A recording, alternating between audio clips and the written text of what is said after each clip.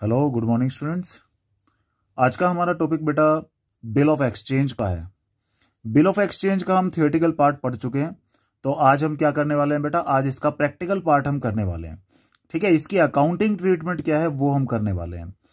Late एक person है ए जिसने सामान बेचा। किसको बेचा? बी को। तो बेटा जो सामान बेचता है उसको हम क्या बोलते हैं? ड्रॉअर। जो सामान खरीदता है उसको हम क्या बोलते हैं? ड्रॉई। ओके बेटा। अब यहां पर जब ये सामान बेचेगा ये अपनी बुक में एंट्री करेगा, जब ये खरीदेगा ये अपनी बुक में एंट्री करेगा। ये अपनी बुक में बेचने की एंट्री करेगा। इसने किसको बेचा? बी को। तो ये क्या एंट्री करेगा? B debit to sale. ये एंट्री किस इसने खरीदा है तो क्या एंट्री करेगा? परचेज अकाउंट डेबिट टू ए।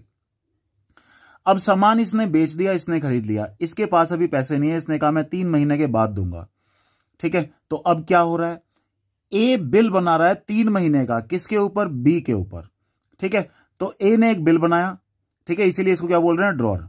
ए ने बिल बनाया, बी को दिया, बी ने उसको साइन किया, एक्सेप्ट किया बिल को, और वापस किसको दे दिया? ए को। तो अब बी का साइन किया हुआ बिल ए के पास है। ठीक है, तो ए को पैसा मिला या बिल मिला? फिलहाल तो उसको बेटा बिल मिला है, 3 महीने का बिल है जो बिल मिला है। तो इसीलिए एंट्री क्या कर रहे हैं? B R account debit. B R मतलब bill receivable, account debit to किससे मिला? बी से। तो जो चीज मेरे लिए बिल रिसीवेबल है इसके लिए क्या है? Bills payable. बी आर मतलब बिल रिसीवेबल, ये मुझे मिलने हैं पैसे, तो मेरी एसेट है। एसेट तो डेबिट किया, उसको पे करना है, उसके लिए लायबिलिटी है। लायबिलिटी तो उसका उल्टा होगा, क्रेडिट करेगा ये। ठीक है, ये बिल जो पे करना है उसको किसको पे करना है? ए को। तो ये क्या एंट्री करेगा? ए टू बीपी। बट एक सिंपल भी आप कॉन्सेप्ट कर सकते हो कि उल्टी एंट्री होती है हमेशा। जैसे सेल को यहां पे क्रेडिट किया तो इसका उल्टा यहां परचेज को क्या किया? डेबिट किया। यहां पर बी है तो इसका उल्टा ए। यहां पर क्या है? B R account debit to B. यहां बी आर है तो इसका उल्टा बीपी। बी है तो बी का उल्टा ए। ठीक है बेटा, तो यहां पर क्या हुआ? ये पहले मैंने सामान बेचा तो एंट्री की बी टू सेल, इसने की परचेज टू ए। फिर मुझे बिल मिला, किसका साइन किया हुआ? बी का साइन किया हुआ बिल मिला, तो B R account debit to B. इसने बिल एक्सेप्ट करके किसको दिया? ए को, तो ए टू बीपी। ठीक है, अब ये बिल के पैसे रिसीव करने के लिए मुझे 3 महीने का वेट करना पड़ेगा क्योंकि बिल था 3 महीने का। तो 3 महीने के बाद इस बिल के पैसे मुझे मिल जाएंगे। तो पैसे मिले तो कैश अकाउंट डेबिट। ठीक है, ये बिल मैं उसका वापस कर दूंगा क्योंकि उसने पैसे दे दिए, तो बिल वो अपना वापस ले लेगा, वो फाड़ फूट के वहां पे फेंक देगा। तो एंट्री क्या हुई? Cash account debit. कैश हमारे पास आ गया, बिल हमारे पास से गया, जिसका था उसको दे दिया हमने वापस कि भैया आप तो इसको फेंक दे, कोई दिक्कत नहीं। ठीक है, इस बिल की जो लायबिलिटी थी इसकी पेमेंट हो चुकी है, इसलिए रिवर्स कर दिया इसको। बीपी अकाउंट डेबिट टू, यहां पर ए नहीं है, कैश है, कैश अकाउंट। इसने कैश पे कर दिया, बिल्स की पेमेंट कर दी। ठीक है बेटा, तो सबसे पहले सामान यहां पर बेचने की एंट्री बी टू सेल, यहां पर खरीदने की एंट्री परचेज टू है। फिर बिल मिला तो क्या एंट्री है? B R account debit to, किससे मिला? बी से। इसने बिल को एक्सेप्ट किया, इसलिए इसके लिए बीपी है। बीपी मतलब bills payable, A to BP. जब इस बिल के पैसे मिल जाएंगे 3 महीने बाद तो एंट्री क्या करूंगा मैं? कैश आया, कैश अकाउंट डेबिट टू, किससे आया? बिल से। और इसने पेमेंट की किसकी? कैश की, तो BP account debit to cash. ये हमारी एंट्री है सिंपल बिल के लिए, जहां पर सिर्फ सिंपल एक बिल, पहले सामान बेचा, फिर बिल बनाया और लास्ट में तसल्ली से आराम से पैसे मिल गए, कोई कॉम्प्लिकेशन नहीं आई। ये सिंपल काम है हमारा। तो इसी से रिलेटेड पहले मैं एक क्वेश्चन कराता हूं स्टेप बाय स्टेप, फिर 3-4 इनके केसेस हैं उसकी हम एंट्रीज करेंगे। ओके, यहां पर एक क्वेश्चन हम डिस्कस करने वाले हैं बेटा। क्वेश्चन नंबर 3, ऑन 1 जनवरी 2018 को ए ने सामान बेचा किसको? बी को। तो ए कौन हो गया बेटा? ड्रॉअर। ड्रॉअर कौन होता है? जो सामान बेचता है, जिसको पैसे मिलने हैं, वही बिल बनाता है हमेशा। तो A sold goods to B, A ने सामान बेचा बी को, कितने का? 5,000 रुपए का, प्लस आईजीएसटी। आईजीएसटी भी इस पे लगा है, कितना? 18%। हमें पता है आईजीएसटी हमारा कहां लगाता है? परचेसिंग के टाइम में आईजीएसटी डेबिट होगा, सेलिंग के टाइम में आईजीएसटी क्या होगा? क्रेडिट होगा।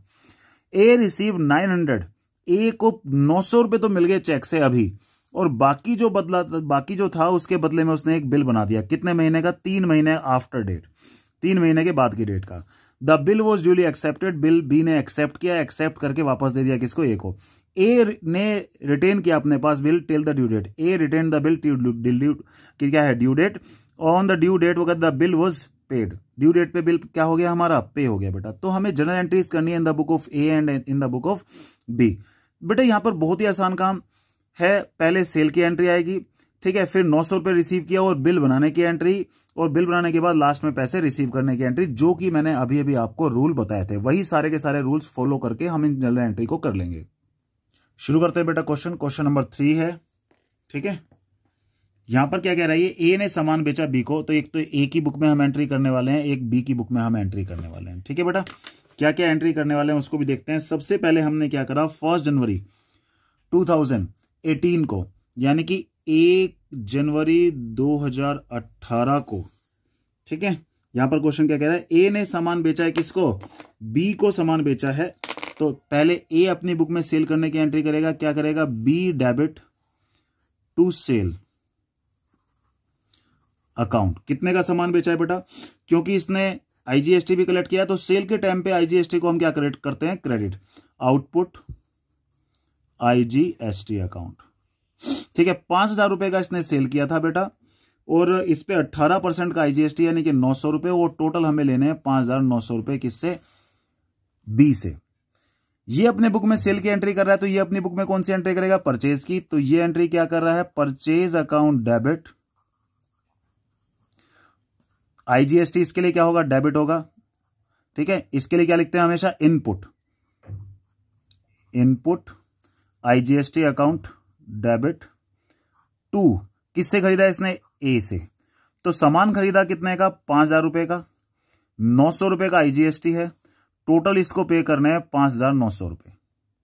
ठीक है बेटा, इसके लिए एक नरेशन आप लिख दोगे, being goods sold to B.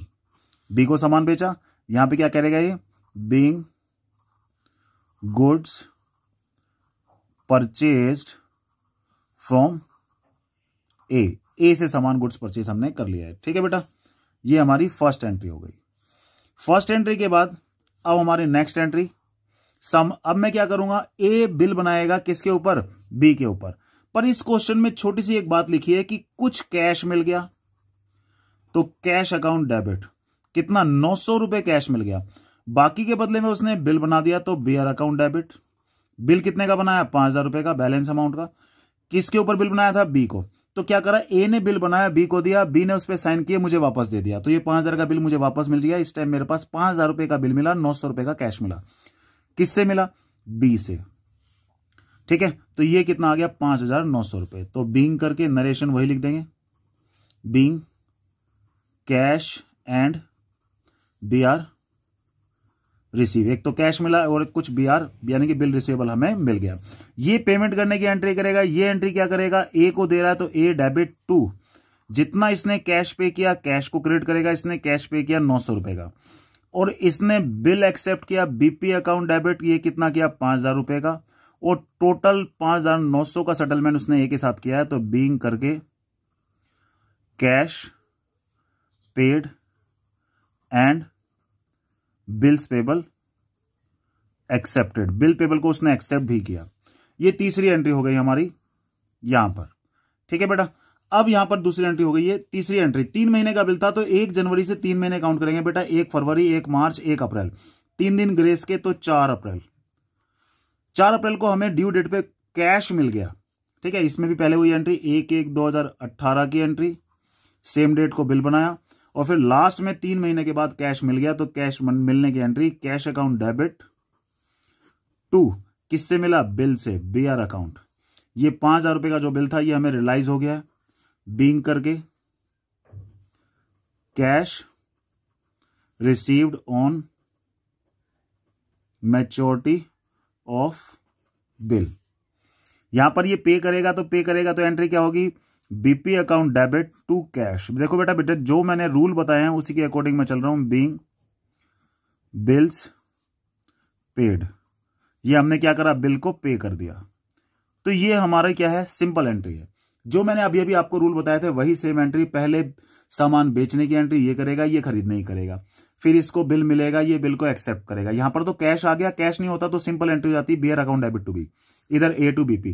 Cash आ गया, कुछ कैश अभी मिल गया, तो अभी कैश की एंट्री हो जाएगी। अगर सीजीएसटी, एजीएसटी या आईजीएसटी ना होता तो सिंपल एंट्री होती, bill B debit to sale, इधर परचेज टू ए। पर यहां पर क्योंकि यहां पर आईजीएसटी भी है, तो सेल के साथ आउटपुट लिखते हैं क्रेडिट में, और परचेज के साथ डेबिट में लिखते हैं इनपुट के नाम से। ओके बेटा, अब मैं आपको एक नया रूल बताने जा रहा हूं, उसको बहुत ध्यान से समझना।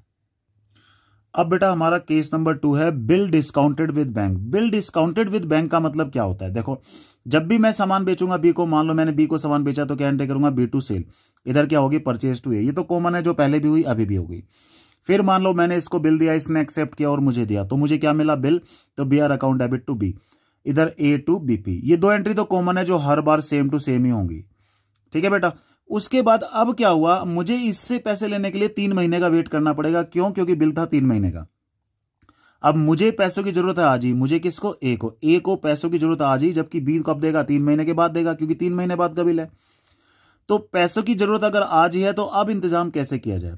तो अब बेटा एक तरीका यह है कि ये बिल मैं लेके जाऊं बैंक के पास, और बैंक से क्या बोलूं कि भाई तुम इसको परचेज कर लो। ठीक है, परचेज कर लो का मतलब क्या हुआ? अब बिल किसने ले लिया? बैंक ने ले लिया। ठीक है, तो बैंक मुझे अभी पैसे दे देगा अपना कुछ चार्ज काट के, और बाद में बैंक उससे 3 महीने के बाद पूरे ले लेगा। अपनी सर्विस के बैंक कुछ चार्ज काटेगा, उसको बोलते हैं डिस्काउंटिंग चार्ज। तो यहां पर बैंक क्या कर रहा है? देखो, बैंक ने मुझे पैसे अभी दे दिए, तो मेरे पास पैसे आए बैंक अकाउंट डेबिट। जितना चार्ज बैंक ने काट लिया अपना, तो discounting charge debit to BR, मेरे पास से बीआर गया। इसको अभी कोई मतलब नहीं। इसको पैसे कब देने थे? 3 महीने के बाद। 3 महीने बाद ही देगा ये। तो 3 महीने के बाद का जब टाइम आया तो इसने ये पैसे दे दिए, BP account debit to cash या बैंक। ये किसको देगा? ये पैसे देगा बेटा किसको? जिसके पास बिल है। ठीक है, मैंने तो अपना बिल किसको दे दिया था? बैंक को। अब इस टाइम किसके पास बिल है? बैंक के पास है। तो मुझे कुछ नहीं मिलेगा। ये पे करेगा, किसको पे करेगा? बैंक को। बैंक की एंट्री हम नहीं करेंगे, बैंक अपनी एंट्री अपने आप करेगा। वो अभी आपको नहीं सीखनी। सुन लो, पहले सेल की एंट्री, इसमें परचेज की एंट्री, इसमें बीआर को यहां पर रिसीव करने की एंट्री, इसमें बीपी एक्सेप्ट करने की एंट्री। अब मुझे इससे पैसे लेने के लिए 3 महीने का वेट करना पड़ेगा। मेरे पास 3 महीने नहीं है वेट करने के लिए, तो मैं जाता हूं बैंक के पास। बैंक से कहता हूं भैया ये बिल रख लो, मुझे अभी पैसे दे दो, तुम 3 महीने बाद उससे ले लेना। अब बैंक कहेगा मैं उससे 3 महीने बाद क्यों ले लूं? तो बैंक अपनी सर्विस के जो भी चार्ज काटेगा उसको क्या बोलते हैं? Discounting charge. बैंक ने एक तरह से ये बिल परचेज कर लिया है, और बैंक ने क्या करा? मुझे पैसे अभी दे दिए, और बैंक बाद में उससे ले लेगा। ठीक है, और डिस्काउंटिंग चार्ज क्या है? बैंक ने अपना सर्विस के कुछ चार्ज काट लिए, या इस चीज के लिए, इस ट्रांजेक्शन के लिए अपने बैंक ने जो अपनी चार्ज होते हैं वो काट लिए, तो हमारे वो डेबिट हो जाएंगे। तो यहाँ पे एंट्री क्या होगी? Bank account debit, discounting charge debit to BR. इस टाइम इसकी बुक में कोई एंट्री नहीं होगी कि इसको कोई मतलब नहीं। 3 महीने बाद जब ये पैसे देगा, किसको देगा? बैंक को देगा। मुझे कुछ नहीं मिलेगा, क्योंकि बिल किसके पास है इस टाइम? बैंक के पास, क्योंकि हमने तो बिल बैंक को दे दिया है। तो ये एंट्री है हमारी किसकी? Bill discounted with bank. तो इससे रिलेटेड भी अभी एक क्वेश्चन कर लेते हैं बेटा। क्वेश्चन नंबर 6 कर रहे हैं। Dinesh receive from Shridhar an acceptance, यानी कि श्रीधर ने बिल को एक्सेप्ट किया और दिनेश को ये बिल मिला है। कितना? 3,000 रुपए का, और 1 सितंबर 2016 को। ठीक है बेटा, इसमें बिल विल बेचने खरीदने की कोई बात नहीं हुई, तो हम भी बेचने खरीदने की कोई एंट्री नहीं करेंगे, सीधा बिल बनाने की और एक्सेप्ट करने की एंट्री करेंगे। जैसा क्वेश्चन बोलेगा वैसी एंट्री करेंगे। फिर ये कह रहा है 1 सितंबर को ये हुआ। फिर दिनेश गोट द एक्सेप्टेंस डिस्काउंटेड। दिनेश ने क्या करा? ये बिल डिस्काउंटेड करा लिया। किससे? बैंक से। ठीक है बेटा, बिल था 3 महीने का, लेकिन हमने बैंक से पैसे अभी ले लिए, तो बैंक ने क्या कर? 3 महीने पहले ही हमें पैसे दे दिए, तो बैंक 3 महीने का अपना जो चार्ज काटेगा 9% के हिसाब से 3 महीने का निकाल लेंगे हम। On the due date Shridhar paid the required amount. ठीक है, श्रीधर ने क्या हुआ? जितना अमाउंट था वो पे कर दिया। तो पहले वही बेचने खरीदने की एंट्री छोड़ के बाकी सारी एंट्री जो अभी भी हमने डिस्कस की वही सारी एंट्री होंगी।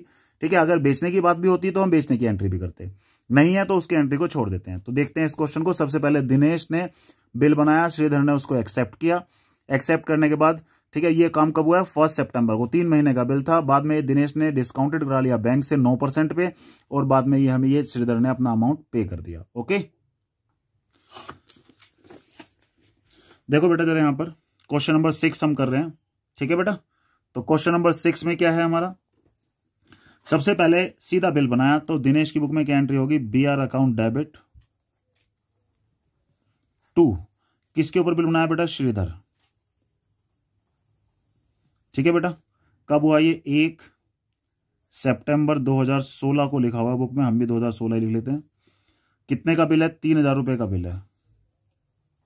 नरेशन बेटा मैं रूल में दिखा चुका हूं, वही नरेशन हर बार लिखनी है, बार बार नरेशन लिख के हम टाइम वेस्ट नहीं करते। ठीक है, इसके में क्या एंट्री है? ये दिनेश डेबिट टू, इसके लिए क्या है? ये बीपी अकाउंट 3,000 3,000, और वही नरेशन बीइंग करके जो काम हुआ है वही लिखेंगे हम।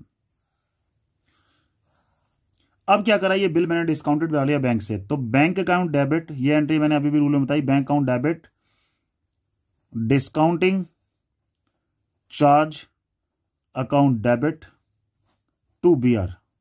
ये जो बीआर था बेटा 3,000 रुपए का, ये हमने डिस्काउंटेड करा लिया बैंक से, तो बैंक अपना कितना काट लेगा, 3,000 का 9%, और क्योंकि बिल था 3 महीने का, हमने 3 महीने पहले बैंक से पैसे ले लिए, तो 3 महीने का चार्ज बैंक काट लेगा, वो डिस्काउंटिंग चार्ज में आ जाएगा, और बैलेंस शीट कहां चली जाएगी, हमारी बैंक में चली जाएगी। इस डेट में यानी कि इसमें कोई भी एंट्री नहीं होगी, ठीक है। ये 1/9/2016 की बात हो रही है। इस डेट में इसकी बुक में कोई भी एंट्री नहीं होगी, क्योंकि इसको कोई मतलब नहीं, इसने तो भैया 3 महीने का बिल था, 3 महीने बाद ही पैसे देगा। बीइंग करके आप नरेशन लिख दोगे। 3 महीने के बाद जब ये पैसे देगा तो ये क्या एंट्री करेगा, बीपी अकाउंट डेबिट, ये किसको देगा, सीधा बैंक को। बैंक 3,000 रुपए इसने बैंक को पे कर दिए बिल के, बीइंग करके बिल अमाउंट हमने पे कर दिया, पर इसको पैसे नहीं मिलेंगे मैच्योरिटी पे। कितने महीने का बिल था, 3 महीने का, तो 1 सितंबर से अक्टूबर, नवंबर, दिसंबर, 1 दिसंबर और 4 दिन ग्रेस के, यानी कि 4 दिसंबर 2016 को, ठीक है, इसने पे किया, लेकिन इसको नहीं मिलेगा। क्यों नहीं मिलेगा, क्योंकि बिल किसके पास है, बैंक के पास, ये सीधा किसको देगा, बैंक को देगा। बैंक की बुक में हम एंट्री नहीं कर रहे हैं, तो इसलिए हमें नहीं करनी। सबसे पहले बिल बनाया, इसने एक्सेप्ट किया, एक्सेप्ट करने के बाद वापस दे दिया, ये मिल गया इसको। मिलने के बाद ये बिल इसने डिस्काउंटेड करा लिया बैंक से, यहाँ 3,000 का बिल था, डिस्काउंटिंग चार्ज निकाल के यहाँ लिख दोगे आप, इसमें से ये माइनस करके ऊपर बैंक में आ जाएगा, ठीक है। इसको कोई मतलब नहीं इस डेट से। फिर बाद में जब इसकी ड्यू डेट आएगी तो ये पे करेगा, किसको पे करेगा, बैंक को। यहां पर इसको पैसे नहीं मिलेंगे, इसकी बुक में लास्ट में कोई एंट्री नहीं होगी। तो ये हमारा क्या है system, bill discounted with bank. Okay, एक और करते हैं बेटा, बिल एंडोर्स टू सी, यानी कि एंडोर्समेंट ऑफ बिल का केस है ये। एंडोर्समेंट क्या होता है बेटा, सबसे पहले मान लो ए ने बिल बनाया बी के ऊपर, बी ने एक्सेप्ट किया, वापस दे दिया ए को, ठीक है। अब ए को पैसे देने थे सी को, ए ने कहा सीधा ये ले पकड़ तू बिल ले ले, 3 महीने बाद बी से ले लियो। तो एंडोर्समेंट का मतलब होता है ए ने दिया मान लो बी को, ठीक है, बी ने उस पर साइन करके वापस ए को दे दिया। अब मुझे किसी को और को पैसे देने थे, यानी कि ए को किसी और को पैसे देने थे, तो मैंने जो थर्ड पर्सन को बिल दे दिया, ये एंडोर्समेंट है। जब हम ये बिल किसी थर्ड पर्सन को देते हैं तो इसको क्या बोलते हैं, एंडोर्समेंट ऑफ बिल। देखो सिंपल, पहले तो कॉमन एंट्री वही, पहले मैंने सामान बेचा तो बी टू सेल, इसने खरीदा तो परचेज टू है। फिर बिल मिलने की entry B R account debit to B, इसके में ए टू बीपी, ठीक है। अब ये बिल मेरे पास आ गया यहां पर, अब ये बिल मैंने किसको दे दिया, सी को, तो एंट्री क्या होगी, सी डेबिट टू बी आर। मैंने सी को दे दिया तो मेरे पास से बी आर गया किसके पास, सी के पास, ठीक है। इसको कोई मतलब नहीं अभी, क्योंकि इसको तो 3 महीने का बिल है, 3 महीने बाद पैसे देगा। भैया तेरे पास होगा बिल तो तुझे दे दूंगा, इसके पास होगा तो इसे दे दूंगा, इसको कोई मतलब नहीं, ठीक है। मैंने ये बिल किसको दे दिया, सी को, तो एंट्री क्या हुई, सी टू बी आर। ये बिल किसको मिला, ये बिल सीधा यहां से किसको मिल गया, सी को। बेटा ध्यान रखना, इसकी ड्रॉर की बुक और एंडोर्सी की बुक सेम होती है, ठीक है, रूल सेम चलते हैं। जैसे इसकी बुक में जब बिल मिलने की एंट्री की थी, B R account debit to, जिससे मिला उसका नाम, ये भी यही करेगा, बी आर अकाउंट डेबिट, इसको बिल मिला, बी आर अकाउंट डेबिट किससे मिला, इसको ए से मिला, तो टू ए। जब ड्यू डेट होगी ये पे करेगा, बीपी डेबिट टू कैश, किसको पे करेगा, इसको या इसको। बिल किसके पास है इस टाइम, सी के पास बिल है, इसके पास बिल नहीं है तो इससे कुछ नहीं मिलेगा। इसने पे किया तो बीपी टू कैश किया, ठीक है, और इसको ये पैसे मिल गए हैं, मिले हैं तो cash account debit to B R, B R से इसको पैसे मिल गए हैं। ओके बेटा, अब इससे रिलेटेड हम एक क्वेश्चन देख लेते हैं। देखते हैं क्वेश्चन नंबर 10। ऑन 10 जुलाई 2017, 10 जुलाई 2017 को ए ने सामान बेचा बी को 35,000 रुपए का, प्लस आईजीएसटी है कितना है, 18% का। बाद में उसने बिल बना दिया 3 महीने का, ठीक है, 35,000 का बिल बना दिया है, ठीक है, और बाकी अमाउंट उसने जो है वो चेक से रिसीव कर लिया है, ठीक है। B accepted the bill, B ने एक्सेप्ट किया, ठीक है। आफ्टर 10 डेज, 10 दिन के बाद ए ने एंडोर्स कर दिया ये बिल किसको, सी को। ए ने किसको दे दिया, सी को, सी थर्ड पार्टी है, ये कौन है, एंडोर्सी, इसको क्या बोलते हैं बेटा, endorsee. On the due date acceptance is met, यानी कि ड्यू डेट पे इसके पैसे मिल गए हैं। तीनों की बुक में एंट्री तुमसे पूछी है, बिल्कुल वैसा है कि वैसा जैसा हमने अभी भी पढ़ा। ओके, देखो बेटा जरा, सबसे पहले 10 जुलाई 2017 को क्या हुआ है, ए ने सामान बेचा बी को, तो एंट्री होगी B debit to sale. Sale कितनी करी हमने, 35,000 की सेल करी है, और जिस पे हमारा आईजीएसटी भी है, आउटपुट आईजीएसटी अकाउंट। आईजीएसटी है हमारा 18% का, 18% देख लेते हैं इसका कितना आया है। ये आ गया हमारा 6,300 का, ठीक है, और यहां से हम देख लेते हैं 35 और 6 कितना हुआ बेटा, 41,300 हो गया, यानी कि 41,300 का। यहां पर ये परचेज की एंट्री करेगा, क्या एंट्री करेगा, परचेज अकाउंट डेबिट टू, यहां पर आईजीएसटी भी है, input IGST account debit to, किससे है, ए से। ठीक है, परचेज कितने का था हमारा, 35,000 रुपये का परचेज था, 6300 का आईजीएसटी आ गया है और टोटल है हमारा 41,300 का। और बीइंग करके नरेशन वही लिख देंगे जो हर बार हमेशा लिखते हैं। ठीक है बेटा, उसके बाद देखो अब बिल बनाने की एंट्री, तो बीआर अकाउंट डेबिट किसके ऊपर, यहां पर कुछ कैश भी मिला है, साफ साफ उसने बोल दिया कि 35,000 का तो बिल बना और बाकी के बदले कैश मिल गया। तो बीआर अकाउंट हमारा कितना है, 35,000 रुपए का, यानी कि बाकी का जो अमाउंट हमें कैश में मिला है, कैश से मिला है, चेक से मिला है, चेक से मिला है तो बैंक के नाम से लिख देते हैं, बैंक अकाउंट डेबिट कितना है हमारा बेटा, ये 6300 हमें ऐसे मिल गया, टू किसके ऊपर बिल मिला था हमारा, बी के ऊपर, तो ये 41,300 का हमारा इसके साथ एडजस्टमेंट हो गया। इसने बिल को एक्सेप्ट किया है तो ये क्या एंट्री करेगा हमारा, ए टू बीपी और टू बैंक, इसने चेक से पे किया, 35,000 का बिल एक्सेप्ट किया, 6300 का चेक से पे कर दिया और टोटल 41,300 का इसके साथ सेटलमेंट हो गया। तो फिर बीइंग करके नरेशन लिख दोगे आप, बीइंग।